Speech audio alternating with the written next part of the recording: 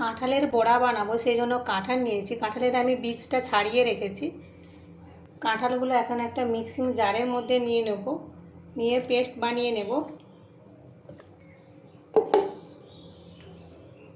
Paste তৈরি হয়ে গেছে। একটা বাটির মধ্যে পেস্টটা ঢেলে নিলাম। 1.5 কাপ ময়দা দিয়ে দেব,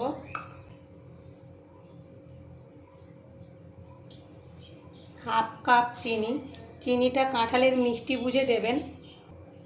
পরিমাণ মতো নুন, 1 চিমটি বেকিং সোডা, 1 চিমটি এলাচের গুঁড়ো আর 1/2 চা চামচ মৌরি। এখন খুব ভালো করে মেখে নেব। একটু ভালো করে ফেটিয়ে নেব যাতে চিনিটা গলে যায়। ফেটানো হয়ে গেছে। তেল দিয়ে দেব। তেল গরম হয়ে গেছে, এখন বড়াগুলো দিয়ে দেব।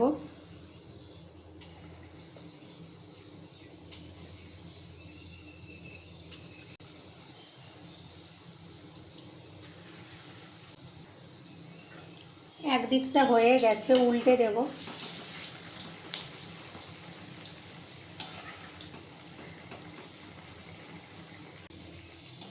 আবারও উল্টে দেব। আমি ফ্লেমটা মিডিয়ামে রেখে বড়াগুলো ভাজছি। এইভাবেই উল্টে পাল্টে ভেজে নেব।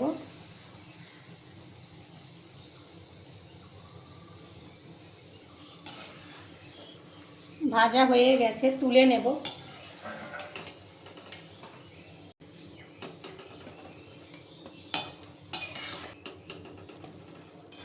একইভাবে বাকিগুলোও ভেজে নেব। সবগুলো বড়া ভাজা হয়ে গেছে।